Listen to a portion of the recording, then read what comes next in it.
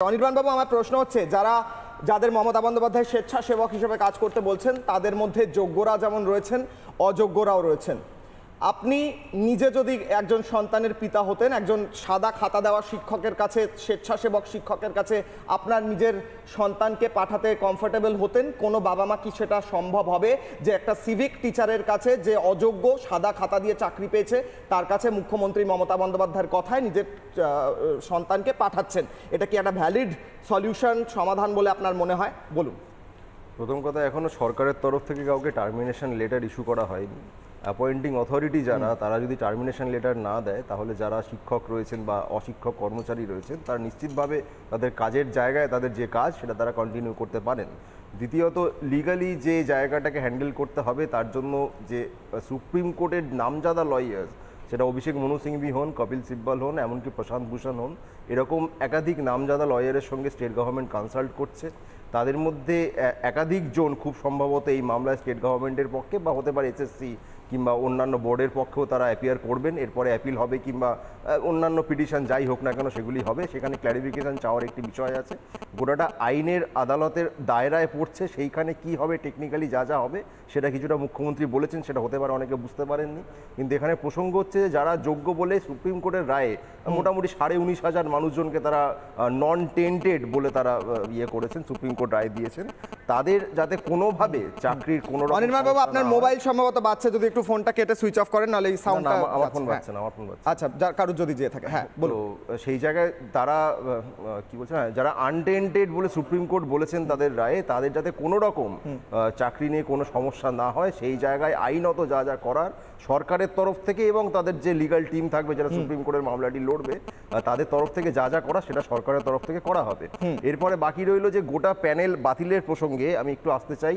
বিকাশ ভট্টাচার্য মহাশয়, তিনি যখন প্রথমে এই মামলাগুলি হ্যান্ডেল করা শুরু করেন, সিপিএম নেতা হিসেবে, not as a lawyer, CPM নেতা হিসেবে তার যে ভূমিকা আমরা দেখেছি, তার সঙ্গে তারই দলের ছাত্র সংগঠন এবং যুব সংগঠন তারা একমত হতে পারেননি।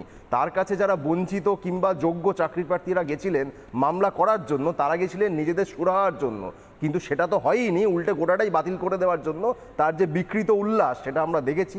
সেই জায়গায় দাঁড়িয়ে এখন যারা যারা ভরসা রাখার কথা বা না রাখার কথা বলছেন সেটা একান্ত তাদের ব্যক্তিগত বিষয়, কিন্তু সরকারের ভূমিকা অন্তত আজকের দিনে মুখ্যমন্ত্রী যেটা আমরা দেখেছি, তারা চেষ্টা করছেন যাতে কোনোভাবে যারা 19,500 মতো আনুমানিক যারা রয়েছেন যোগ্য, সুপ্রিম কোর্টও বলছে, তাদের কোনো যাতে অসুবিধা না হয় এবং কোনো রকম বিকৃত উল্লাস নয়, তাদের যাতে সমস্যার সমাধান হয় সেইটাই চেষ্টা করছে রাজ্য সরকার। সেখানে সিপিআইএম নেতা বিকাশ ভট্টাচার্য এবং তার অনুগামীদের যা ভূমিকা সেটা লজ্জাজনক। আমি আবারও বলছি, তার কাছে যারা গেছিলেন চাকরি পাওয়ার জন্য গেছিলেন, গোটাটা বাতিল করবার জন্য যাননি। তাকে প্রশ্ন করা উচিত যে আপনি কোর্টে লড়ে অভিজিৎ গাঙ্গুলিকে ট্যাকে পুরে কোর্টে লড়ে কজনের চাকরি করাতে পেরেছে। বুঝলাম। এবার আমাকে একটা কথা বলুন অনির্বাণ বাবু, চাকরি চুরি হয়েছে, দুর্নীতি হয়েছে, সেই নিয়ে মামলা হয়েছে, যে মামলা করেছে তার দোষ, কেন সে মামলা করেছে না। কিন্তু আমার কথা হচ্ছে, যদি দুর্নীতি না হতো তাহলে মামলাটা হতো না। দেখুন, যারা খুন না হয় তাহলে মামলা হয় না, তাহলে ফাঁসি হয় না। ঠিক ঠিক, যারা দুর্নীতি করেছে তাদের সাজা বাকি 19,500 লোক বা 25,000 লোক তারা পেতে পারেন না। দিত সুপ্রিম কোর্টে, নাকি সুপ্রিম কোর্টের বিচারক বুঝতে পারেননি ভাগ করে দিয়েছিল এসএসসি, এমনটা বলতে? দেখুন, রায় নিয়ে কিছু বিতর্কের জায়গা আছে, আপনি যদি সেই বিতর্ক করতে চান আমার কোনো আপত্তি নেই। এখানে আমার সুপ্রিম কোর্টের যে রায় সেটা মানছেন তো, এই রাজ্য সরকারকে তো মানতেই হবে, সবাইকেই মানতে হয়, কিন্তু তাই বলে এবার আমার প্রশ্ন হচ্ছে, সুপ্রিম কোর্টের কাছে লিস্ট চেয়েছেন মমতা বন্দ্যোপাধ্যায়, যোগ্য অযোগ্য ভাগ করে দেওয়া।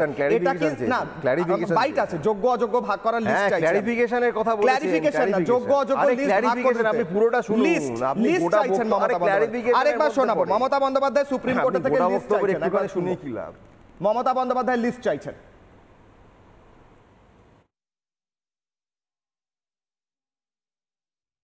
যোগ্যদের লিস্টটা আমরা সুপ্রিম কোর্টের কাছে চাইব, ঠিক আছে? তারপরে আমরা ডিসিশন নেব। আপনার চাকরি গেলে যেমন ক্ষতি, অন্যের চাকরিও যদি বিনা কারণে যায় যারা যোগ্য, সেটাও কিন্তু তাদের ক্ষতি, এটা মাথায় রাখবেন। তাছাড়াও সুপ্রিম কোর্ট আর একটা অপশান দিয়েছে। অপশানটা কি?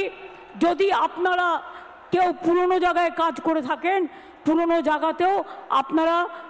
মমতা বন্দ্যোপাধ্যায় স্পষ্টভাবে বলে শুরু করলেন, যোগ্য অযোগ্যদের লিস্ট আমরা সুপ্রিম কোর্টের কাছে চাইবো, তারপর আমরা পরে ডিসিশন নেব। শুনলেন তো?